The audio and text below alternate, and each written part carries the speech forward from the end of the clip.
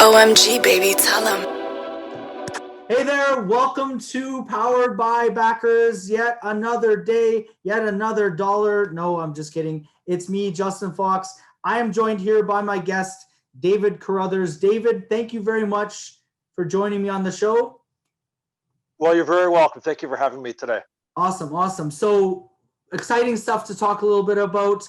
I'll do a quick bio. So David, you're the co-founder and CEO of Your House Social Enterprise. As well, you're author, entertainer, motivational speaker, Dalhousie graduate, and aspirational sports enthusiast coach. We've talked a little bit about the 3HL and your excitement with that. We'll get into all of that. So again, welcome to the show. Glad to have you. Is there anything I left out? No, that was a mouthful. So thank you. That was a fantastic intro. All right. So we'll jump into my favorite pastime of all, and it sounds like your favorite pastime as well, sports. Yes. Tell us about being a kid in Canada and what sport did you love? Wonderful. Well, thank you. So actually, my home country is actually Northern Ireland. Oh, okay. Yeah. So My that's when mom's Irish too. My mom's Irish, so I'm half Irish. She's right on the border though. But anyways. So Notre Dame then. So basically, funny story with that Irish. is fighting Irish.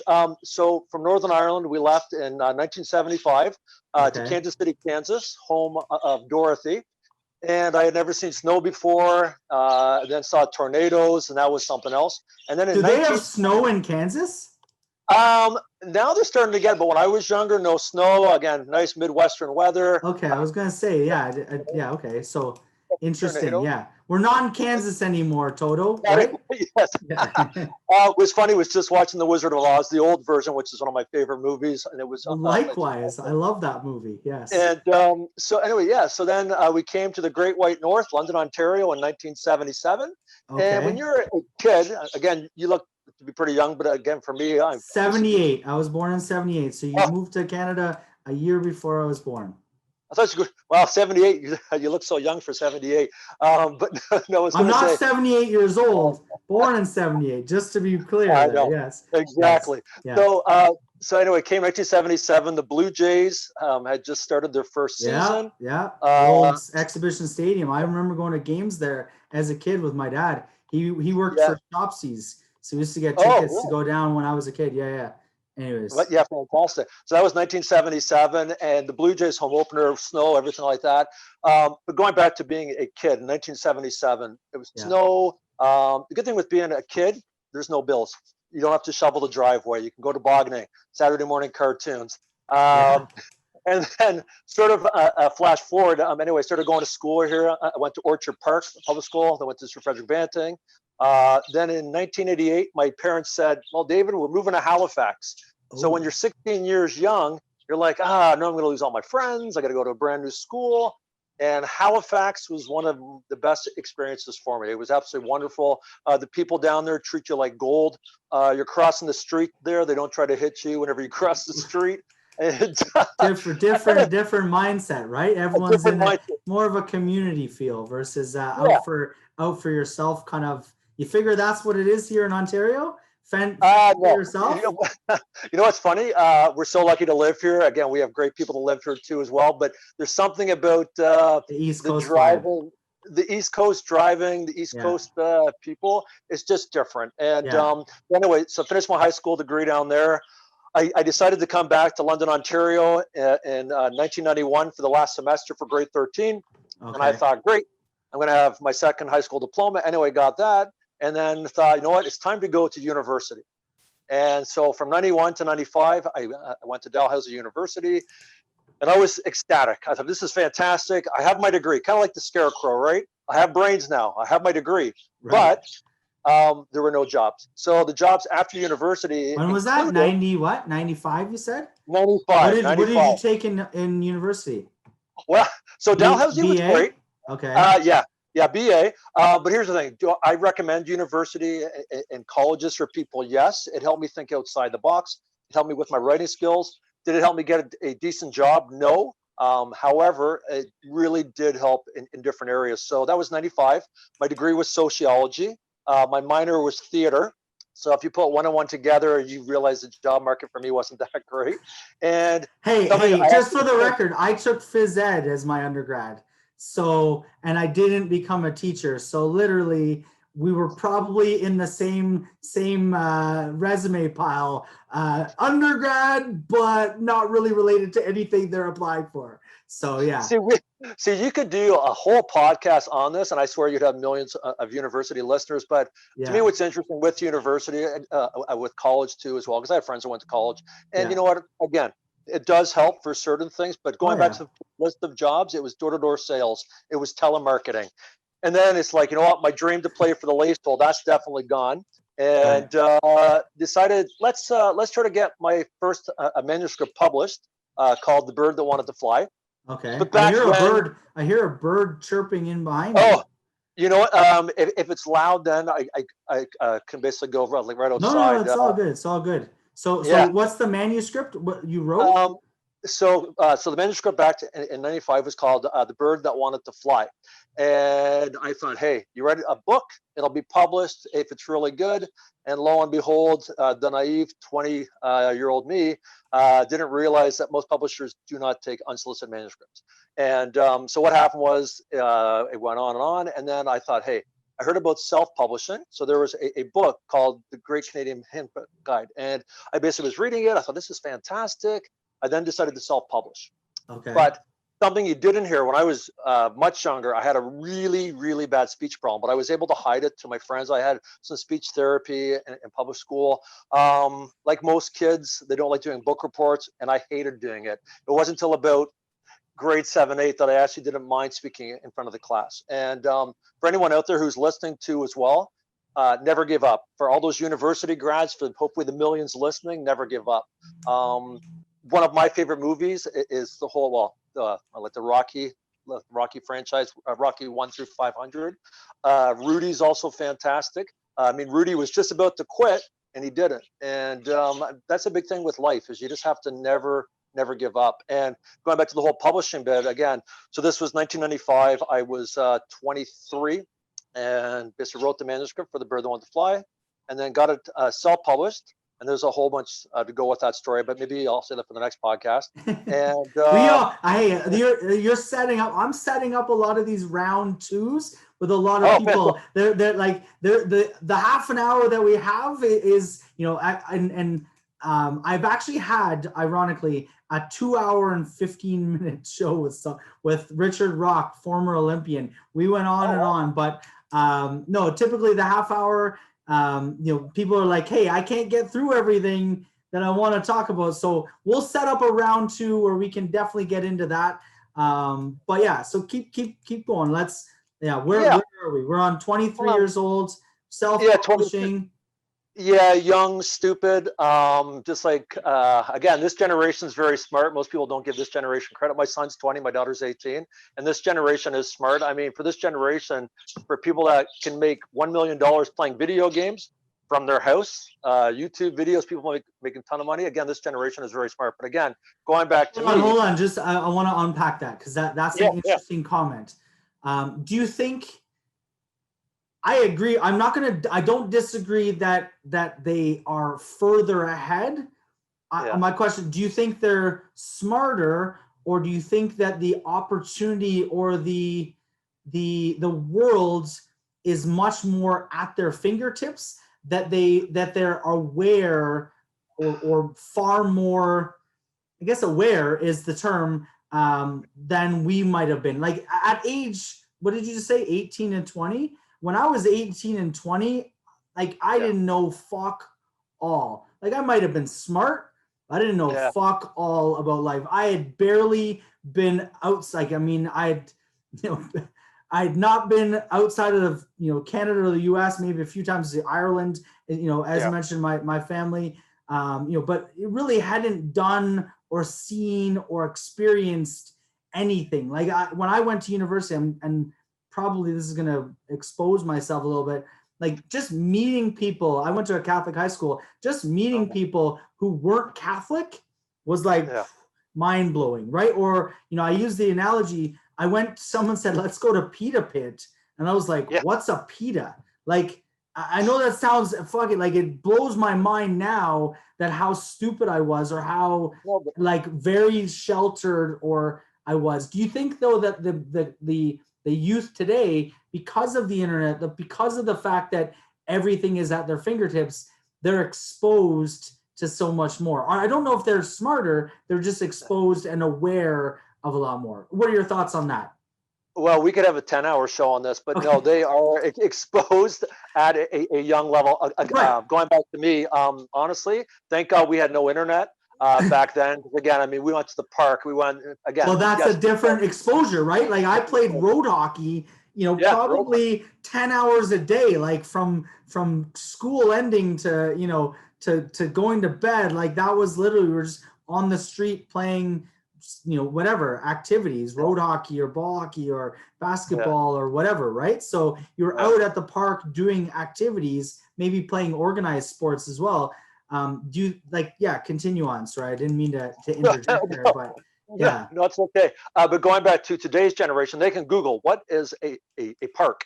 I mean, they can find Yeah, answers they just may like have that, right? never been to one. They may They have may have never never been been to to one. one, but Um, yes, they but can going back Google to it. what you, yeah, so going back to what you said, I mean, it was very. So you were born 1978. I was born 1972.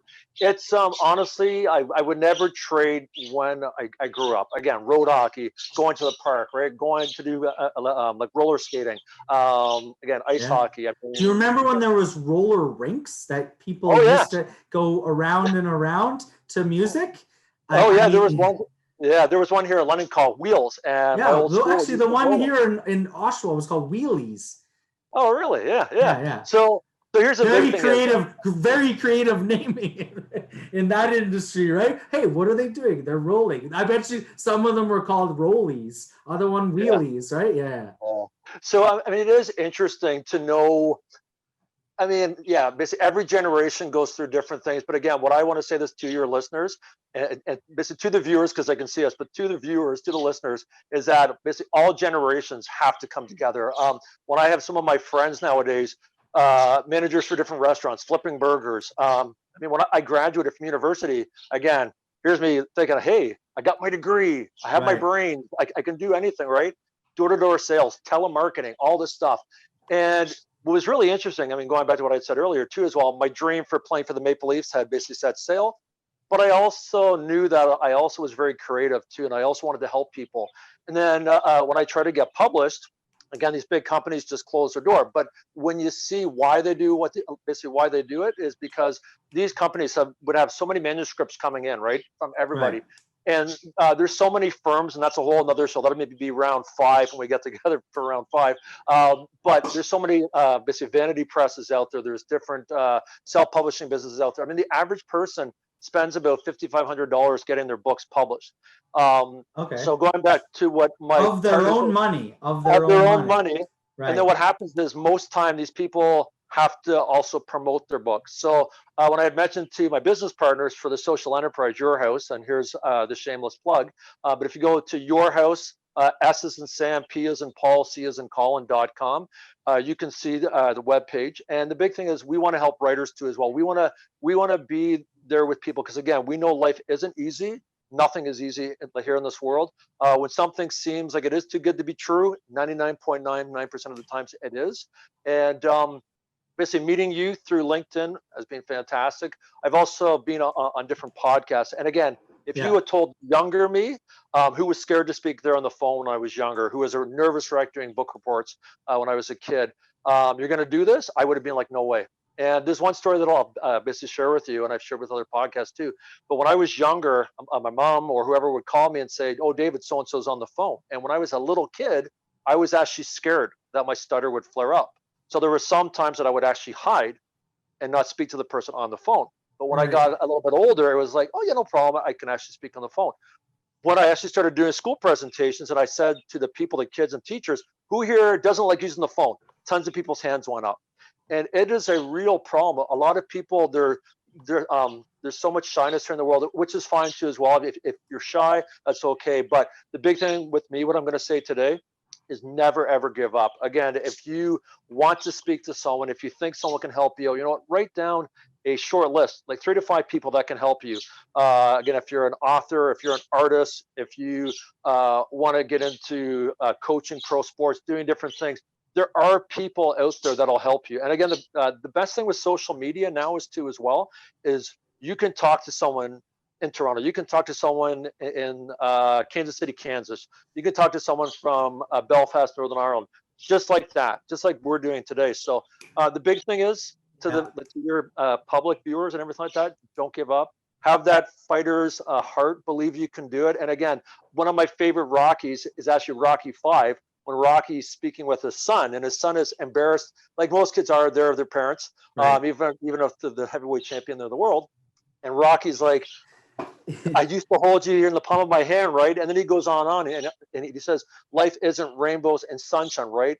It's about how hard you hit it and can get back up. And that's true. Like, life isn't easy. And again, if you have a high school degree, if you have a college degree, if you're a high school dropout, if you're whatever, it doesn't mean that you're better or worse than the other person. It's just, you know what, people working together, right? And again, being 48 now, seeing my life flash before me again, when you have kids, 2 years till you're the big 5-0, right? That's yeah. So it's not to remind you or anything, but yeah.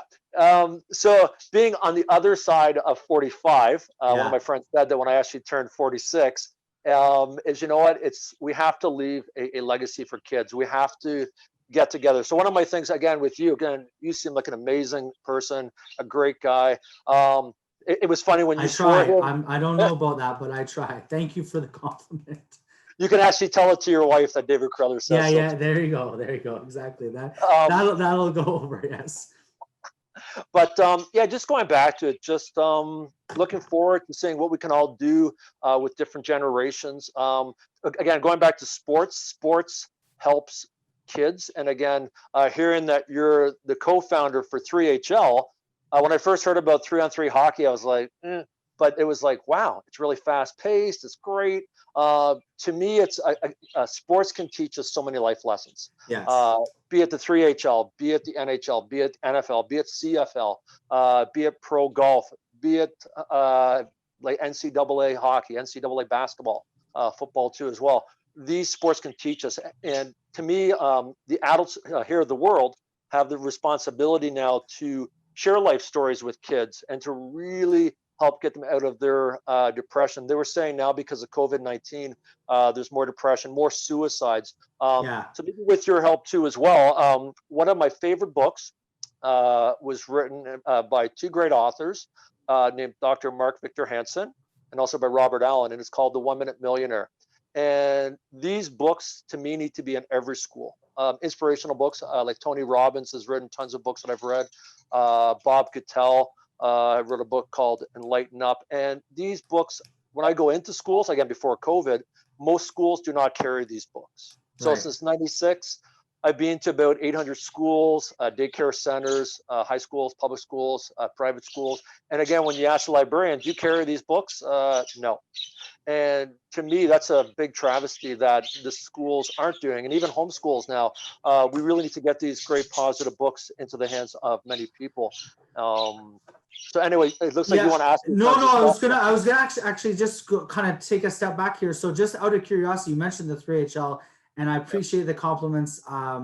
Like everyone, I'm in the struggle, just trying to get by every day. We all have, we all, like they say, all have our cross to bear. But one of the things I was going to ask you, just out of curiosity, how far did you make it in hockey? What level did you get up to? Well, it's funny. So anyway, left when I was 16, played hockey and then moved to Halifax. And here's a funny story. When I was going to high school here in London, Sir Frederick Banting, we had an incredible goalie, and the backup goalie was incredible too. So my first 2 years couldn't even break the ice with them, and they were incredible. One of the guys was undefeated, and now he's a scout for I think the Florida Panthers. And again, brilliant guy. And then I went to Halifax. I'm like, great, I'm going to play high school hockey. And they had no high school hockey team. Oh shit. Okay. Well, it's funny. It's like when I went to Brock, I went to Brock for university. I thought, I'm going to try football because they didn't have a high school football team. I thought I'll try it in university. Oh shit, no football team. Yeah. Anyways, and then so one of my greatest thrills again. So then high school went by. I went to university. Basically played residence hockey. My residence was a very small residence, about 80 something students. Half were girls.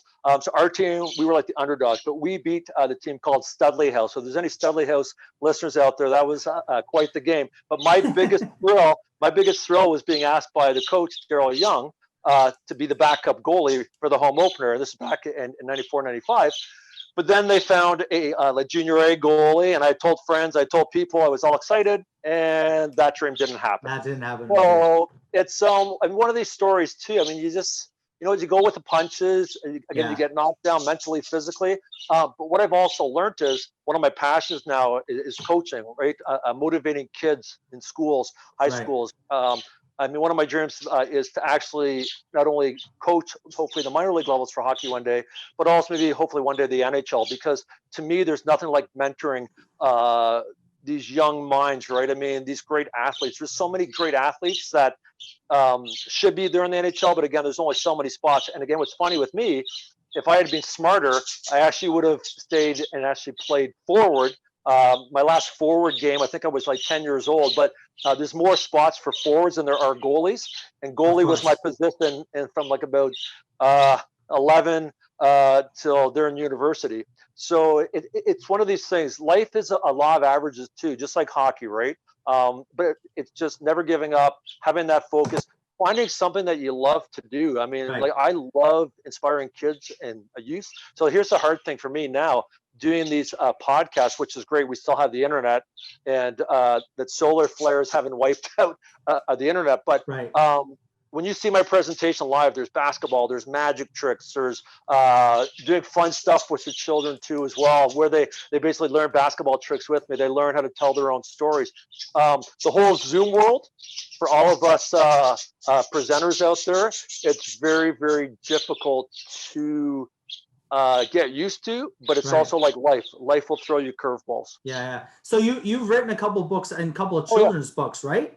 Yeah. How many books have you written in total now? Well, I actually have 17. Okay. My second one was called The Candy Dragon. I have one coming out soon online called I Have. So the goal with that, when the book comes out, is to actually raise money to help homeless people to buy food. They're only here in London, but all across Canada, hopefully one day throughout the world. And again, that book's called I Have. And I've actually been writing screenplays now for a number of years. I had written a comedy play about 20 years ago. And that I hope to bring out whenever COVID finally leaves us. But if you love to do something, be it writing, be it playing music, if you would do it for free, you know you found the right avenue to be into as well. Yeah, definitely. And so with your house, like you guys work with obviously youth and organizations, and you're trying to inspire you know, kids. Like I'm just on your site here, just quickly look, like helping kids and youth under one roof, right? Empowering kids and youth of all ages by developing inspirational and educational programs. So I guess that's interesting that, you know, talking about sort of the transition, you know, we're on Zoom right here, right now.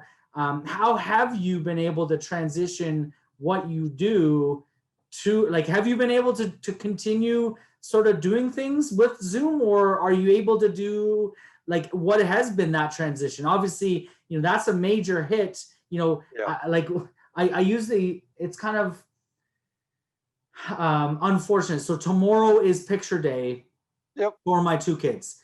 And unfortunately, because of COVID, they're not going to do a class photo. Yeah. So they're only going to have individual photos, which is kind of, I mean, it doesn't seem like a big thing, but I don't know. I look back, I still get sometimes on Facebook, you know, people from, you know, sort of in the various spheres, you know, you'll see a, you know, hey, a grade 3 photo of, you know, and it's like, oh my God, look at how little we all were, like, look like a bunch of little whatever munchkins, right? But I mean, my JK and grade 2 sons, are not going to have a JK. One of them won't have a JK class photo, right? Junior kindergarten class photo. Like, so I mean, just throwing in there, like, what are you guys doing with your house? Like, what are some of the things that you've done to kind of adapt to the modern world? Wonderful. So first of all, my heart goes out for anyone in school now in 2020. My daughter just graduated from high school last year, so she's working this year. She started her own social enterprise too. Right. And but for any 2020 grads or anyone in school, You know what? Give them a big hug. You know what? Life is so precious at that age. And again, my heart goes out for it. Again, this is talking about how generations will all have to get together because these poor kids, there's no sports teams. Well, actually, here in There's Canada, nothing, no there's nothing. extracurriculars, nothing.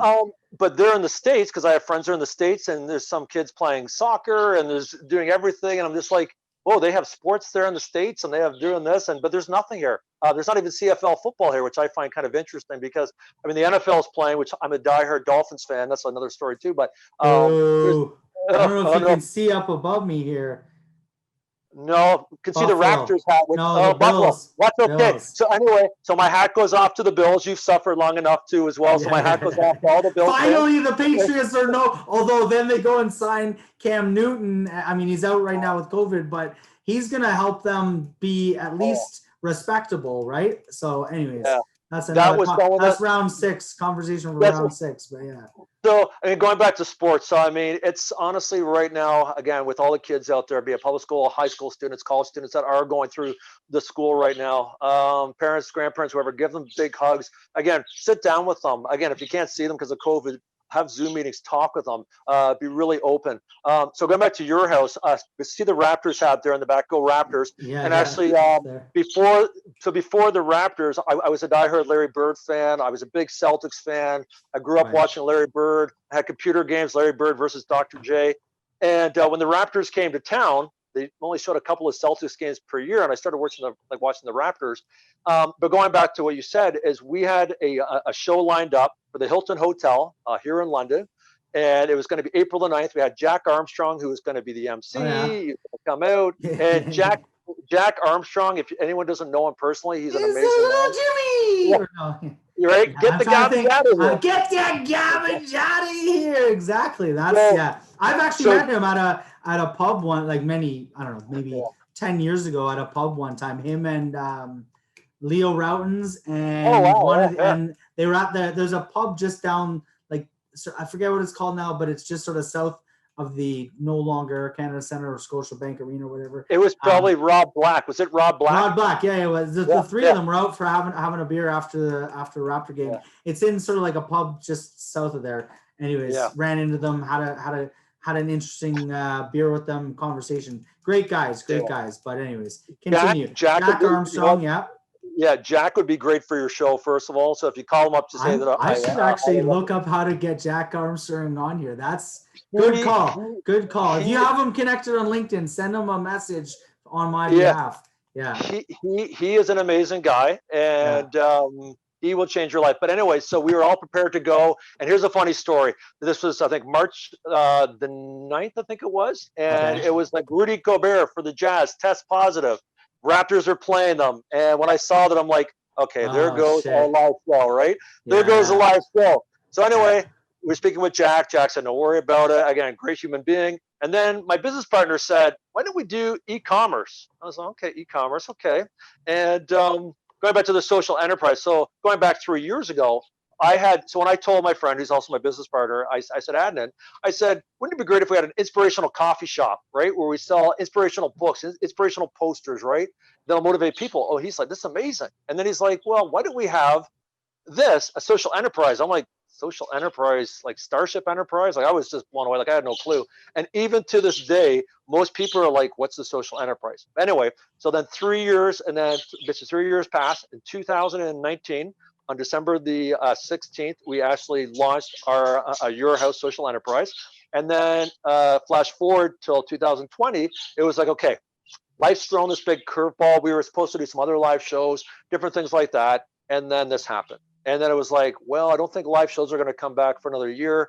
So, okay, let's do e-commerce. So the e-commerce site is hopefully launching soon, where we're going to sell posters. I've actually been writing quotes myself for years, but when you just have quotes, you really can't sell that. So my friend Adnan is a great photographer. We also know cartoonists that are actually drawing cartoons to go with my quotes. So we're going to be selling these online with my books, with the quotes to raise money for charities.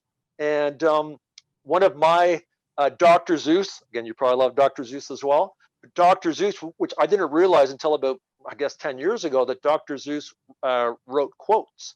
So one of my things too is to write many different quotes. So one of my favorite quotes is this one. I actually came up with it a number of years ago when my son was younger. It's helping kids isn't rocket science. It's as easy as 1, 2, 3. Because kids are easy to help. It's not rocket science to help them. One of my other quotes too, as well, is dream bigger than a giant, and your imagination will sprout like a beanstalk. Because I basically loved Jack and the Beanstalk when I was younger, and that's the thing too, right? Kids need to realize there are real people. It'd be interesting to basically find out more about your life. Again, maybe round 2 we can talk more about your life. But just knowing what I've gone through, right? University grad, children's author, inspirational speaker. Life isn't easy. There was a time that I was actually working for the Hilton Hotel, bartending, serving people. I actually years ago packed flyers when I had my degree, and some of the youngsters, they were like, "You're David Carruthers. You came to my school. What are you doing packing flyers with us?" And I said, "Hey, you got to pay the bills, right?" So it's life isn't easy. And going back to the whole sort of curveball, when I again was going to do these live shows, we thought, great, the whole Raptor thing fell through. That show will happen probably next year sometime with Jack Armstrong, but you have to adapt. You have to be ready to stay there in the box. And even if negativity comes calling, don't step out of the box, right? Keep on swinging. And again, one of my favorite sports is baseball, right? Go Blue Jays, go. And here's the thing, baseball, if you take someone like Paul Molitor, someone who had about 300 for his career, made the Hall of Fame, 300 is only 30%, right? If you were to tell your parents, Mom, I got 30% on a math test. Oh, we have to talk here. That's, right? I mean, you look at the other way, they fail 70% of the time, and that's a Hall of Fame career, right? Yes. Failing 70% is a Hall of Fame career. Exactly. So I mean, look at someone like John Olerud, which I had great respect for him when he played. Johnny O, he was fantastic. I mean, he had the brain surgery. He wore the hard hat at first base, and he was flirting with 400 the one year. And it was there was the year. I actually have a cup that I still have with the 3 of them. I think it's Molitor, Alomar, and Olerud were the top 3 batting averages in the American League. Yeah. I think in like 92 or whatever, the first year or second year. I think it was the first year they won the World Series, 92, 93. 92. Yeah, and going back to it, that's the biggest thing is when people see it, they're like, oh, they won it, right? But they don't see all the hard work that goes into it. I mean, for writing children's books, honestly, for me, and actually most writers out there listening, and most musicians will say the same thing. Writing, for most writers, is the easiest part. It's selling it. It's basically doing all the PR work. It's doing tons of different things. Again, it's getting knocked down many times, physically and mentally, battling through it. And again, going back to, the e-commerce site, that's the big thing we're going to be launching soon, hopefully later this week. And going back to, you just have to go with the flow. And again, don't lose sight on your dreams. One of the things that's been circulating through the internet, and I've seen it before, you see someone digging for gold, and they're digging for gold, and they're really, really close to making it. And you see the person below, they gave up, they leave, and they're like 1 inch from breaking through to getting the Fort Knox of gold, tons of goals just there, right? And to me, that's the thing with life is we all need to be life coaches with the 2020 graduates, with kids going through it right now, because it is tough. And again, going back to what you said, you were talking about the Buffalo Bills. And I have great respect for the Bills. What's funny with me, so many of my Dolphins friends online are like, we hate the Bills, we hate the Bills. And yes, they're not my favorite team. There's the Patriots, but going back to the Patriots, is I also have respect for the Patriots. The Patriots struggled for years, right? And through good coaching, right? Good mentoring. And Bill Belichick is a genius. And that's the thing. Coaching will win you games. Life coaching will help you become a better student, will help you become a better business person. And the Bills went to the Super Bowl 4 times. They lost all 4. Last time the Dolphins made the Super Bowl, I was 12, almost 13, 85 to the San Francisco 49ers. Who was the quarterback? Marino? Marino, my favorite player of all time. Don Shula, God rest his soul, great guy. And then they were going versus Joe Montana. So Joe Montana, Hall of Famer too, as well. And when you look at people too, a lot of people say, "Oh, success is based on finances. Success is just this." No, success shouldn't have to be. One of my other quotes is this: money is just money, but people are priceless. And that's the thing. We need to value people more. We need to, again, yeah, if you have dreams to make millions, Do you have a book? fantastic. Do you have a book with just your quotes? That's your next book idea. If you don't Well, yet. actually, yeah. So great story with that. So we all know Gordie Howe. Gordie Yeah. Howe, incredible player. It would have been great if he had played for the Leafs. But again, Detroit Red Wing through and through, Mr. Hockey. Anyway, when his funeral was happening, his son was giving like the eulogy, Dr. Murray Howe. And I was listening to it, and I had some tears coming down. I thought, this is wow, what an incredible speech. And I thought, I'm going to call up Dr. Murray Howe. I called the hospital he was at. The secretary put me on hold. He came to the phone. We spoke. He actually did the forward for a quote book of mine.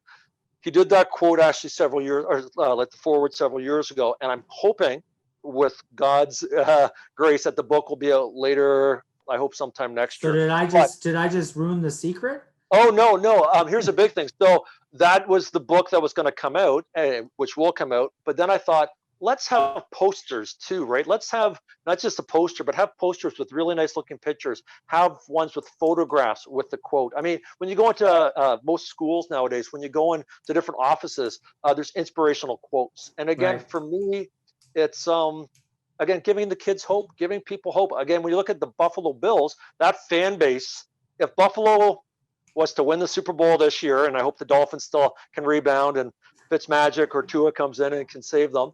But that's a whole other story. Sarah, you were going to say something. No. I was laughing, not at you. Don't worry. But yeah, they're not going anywhere. Miami Bills have a chance. I'm gonna I apologetically will burst your bubble. I would bet a lot of money against Miami. I just froze there against Miami because there's no way they're anyways. But anyways, you can always hope. I remember a few years ago, 8-8. I'll be like, oh, the Bills are like 6-8. They just need to win 2 more games to make it into the playoffs and be 8-8, and then get knocked out in the wild card round. But anyways, yeah, I'm just joking. But yeah, I agree. There's always hope. It's interesting, like the inspirational side of things. So that book you're writing, is that you have you started to put together posters and things for that, or? Well, so it's funny. So the book that Dr. Murray Howe has basically graciously done the forward for, that is basically almost ready to go. It just needs a front cover. He also gave me this beautiful picture of him and his dad for the back cover, which was a huge honor. Again, being a Toronto Maple Leaf fan, but again, seeing Gordie Howe, Mr. Hockey, he has everything to do with hockey, and just to be able to give the kids the hope, to give teenagers the hope. Wow, this is incredible. This is the story behind the story. But going back to the one that I hope also to do after it is to have a children's quote book.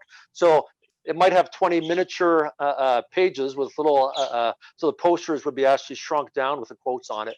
So there'll be all different books. We're going to have calendars that'll have the quotes on it. And these, what I hope, because I have, again, thousands and thousands of quotes that I've been writing for years. Some of them, they're sports related. Some of them, they're related to fairy tales. So again, what I hope to do with my books, quotes and everything is to give the hope, right? And I mean, when you look at it, 99.99% of the world, we're all here in the same boat, right? Yeah. We're doing podcasts with kids, writing books, trying to figure shit out.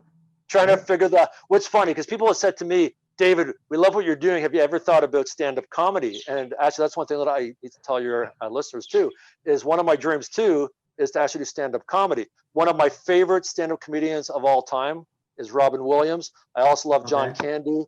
John Candy, SCTV. Yeah. And to me, if we can give people the hope through laughter, through comedy, I mean, Mr. Robin Williams, when he died, I was floored. One of my favorite comedians. Again, one of my favorite live comedic acts is Eddie Murphy, Delirious. And so that's one other comedian too. And to me, we can learn so much from different people's stories. I mean, when you listen to comedians talk, they go on to late night or whatever.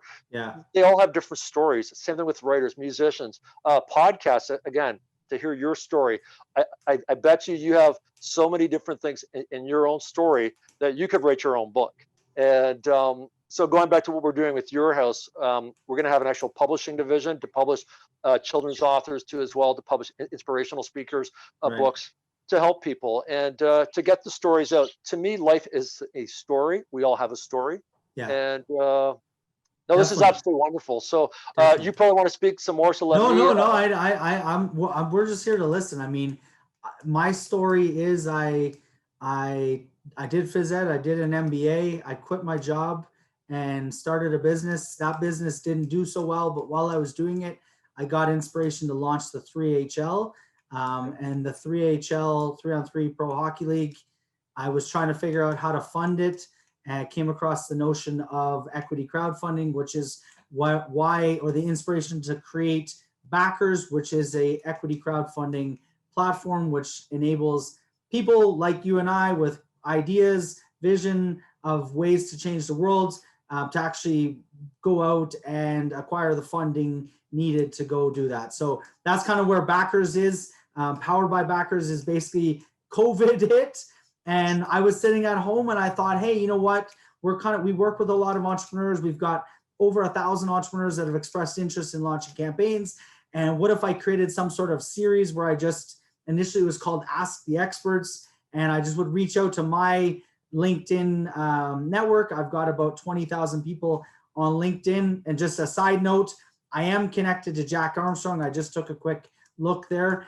So I am going to try and reach out. So this is day one of my search to get or mission to get Jack Armstrong on this show. So if you know him, send him and say, hey, get on Justin Fox's Powered by Backers show, and I'll send him a message too. But it was just an idea, was just, we want to help entrepreneurs. Our mission is to support entrepreneurs with the Backers platform. So what better way than to interview people like yourself who have a story, who have done a lot, have accomplished things, and to kind of give maybe inspirational content to aspiring entrepreneurs or those who are in the trenches, maybe just to look and say, hey, you know what? That person's one step ahead of me. I can get there too, and kind of be that inspiration. So that's why I do this. This is about the 50, I don't know exact numbers because I'm behind on the editing, but I think there's almost 50 that we've uploaded on YouTube. I'm about close to 60. So it's about the 60th episode. Almost daily I do it over the past 6 months. I took a bit of time over the summer off, but and every day I talk with a new entrepreneur like yourself, somebody doing something in the world, and it's really cool to kind of hear what people have to say. So that's my story. There's lots of other, I'll give you one quote. I have one quote that I've actually thought about. I've actually written it down as potentially a quote of mine because I haven't really written a lot in the sense of writing things down, but it's mistakes made, lessons learned, moving on. That's my quote. So very nice. I look at it, and that's sort of how sometimes it's almost like taking the glass half full, moving on, sort of positive. You've learned lessons, even though you've made mistakes. Don't belabor them, and kind of moving on. Anyways, here's what I'll do. I really appreciate you, David, joining me on the show here. I'd love to have you back. I actually do have to go grab the kids from school. But I will ask one last question. So thank you again for joining. You're welcome. One question, I had one question I was asking a lot of people. It's kind of one word that maybe piece of advice you'd give to yourself or a younger you, if you could go back. So you can answer that. That's cool. A new question I'm asking that was kind of asked of me on one of these shows, and I think it's kind of a cool question. You're there on where you are right now. Let's say the eye of the tornado is right behind you. The world is going to end. Your world is going to end. What is sort of a message you'd like to, as your final words maybe, to give to the world? What would that message be if you had to kind of give your eulogy? I guess it's kind of a weird, maybe a little morose, but I just, what would it be? You're there. We're here. I'm going to pass it on to the world, your loved ones, your family, the world. What is David Carruthers' final message? So we'll try and keep this really fast. So being living in Kansas City, I've actually seen tornadoes. I've heard the sirens. So that was scary. But going back to what I would say is, hold on. Life is a bumpy, twisted ride. However, help people, never give up, believe in yourself, and remember, nothing in life is perfect except for the 1972 Dolphins. And, no, but going back to it, honestly, there you go. There you go. Just never give up. Except they only won 14 games. If you want to win now, you have to win like 16 plus at least 2 or 3 playoffs. So you'd have to go 18-0, right? Yeah, well, it's so going back to the tornado, and it was funny. The Dolphins won 17. The Dolphins was won it 17? 17. Okay, yeah. 17. No, it's funny, but going back to it again, if a tornado was sucking me up, I would just, you know what? It'd be like, wow, this is what it feels like. I'm flying around. Where's it going to drop me? But you know what? Again, help others, empower others, and mentor others too as well. And that's kind of like life, right? It's kind of like, just accepting what's happening, enjoying it, and always kind of pushing, forward and pursuing what you love and your interests, right? That's awesome. Yes. Yeah, awesome. So hopefully no tornadoes come to the London area, knock on wood, in the near future. David, really appreciate you being on here. Jack Armstrong, I need you to get on here. I'm going to send you a message on LinkedIn if you're hearing or watching this. Anyone else, if you know Jack Armstrong, David, yourself included, be sure to send a message to say he needs to join the Powered by Backers show and get on with Justin Fox and talk a little Raptors. Get that garbage out of here. Anyways, David, thank you. You're welcome. And one last thing is, let me tell Jack, he'd be on Fox because your last name is Fox. Yeah, so I can say there you go. He'd be on with Fox. Exactly. Fox and Friends. I don't know if I could say that. Like isn't that probably trademarked, Fox and Friends? That's the internet. You can do whatever except for playing music. It's my last name, so technically it's Fox and Friends. I'm Fox, and yeah, exactly. Yeah. So anyway, you take care. Thank you so much. Yeah, and looking forward to round 2 with you sometime soon. Awesome. Thank you, David. Appreciate it. Enjoy your afternoon. Cheers. All right, everyone else, Powered by Backers. I will see you again tomorrow. OMG, baby, tell them.